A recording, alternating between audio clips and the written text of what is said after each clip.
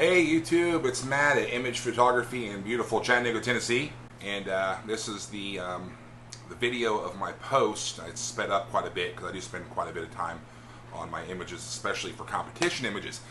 So this young lady was a sister of a 3-month-old I was shooting, and she was just super cute, personality. I mean, all over the place, hilarious. And so I have dresses that we have at the studio. If we see something that we like and we have an idea for an image, we can jump on it. So I got the Victorian couch. She wore the dress perfectly. It was a little big for her, as you saw.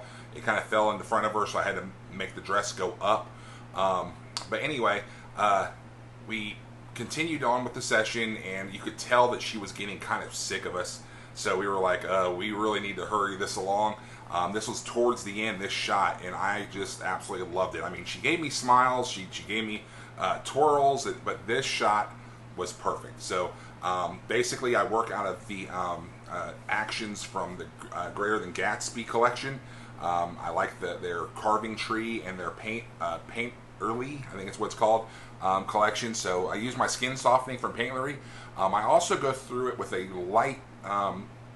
light portraiture. I invested in the portraiture software, and it's mainly because of the volume that my studio does throughout the year. So it's kind of hard to go through every picture and kind of draw it in. And portraiture is a quick way to show something that's very attractive to your clients without having to invest your entire life into it.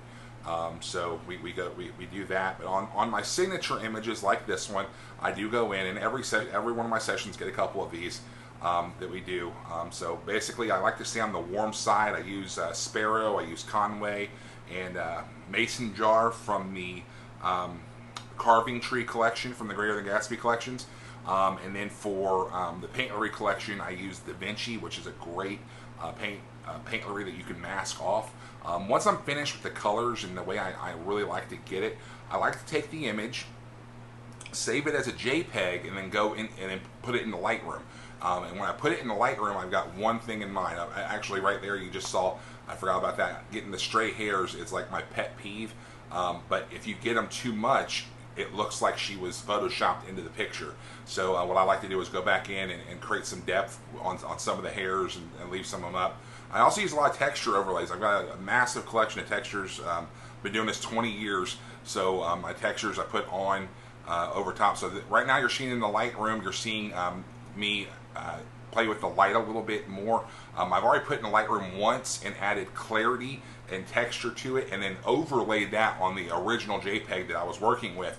And then this one I was just redefining the lighting on how I wanted it to showcase. So it turned out really great. As I kept looking at it, I saw her toenails just kept jumping out at me and drove me literally crazy. So I went back in there and decided to take them off, and then I realized I took it off on one of my textured shots, so I had to go back in and take them off on my regular shot, and that way we could submit it and do everything we need to do as far as the deadline goes with the WPPI. Guys, thanks so much for all the support. I know a lot of you guys came over from the page on Facebook, the behind the scenes page on Facebook, and I appreciate that. And there are so many more videos that I have to upload. I just don't have the time, and I noticed everyone was subscribing, so I wanted to make sure I got this one out. And thank you guys so much. I hope to meet a bunch of everyone at the PPI convention in Las Vegas in August. And stay tuned in. Check me out. There's going to be a lot more better quality videos coming. So have a good day, guys. Thanks.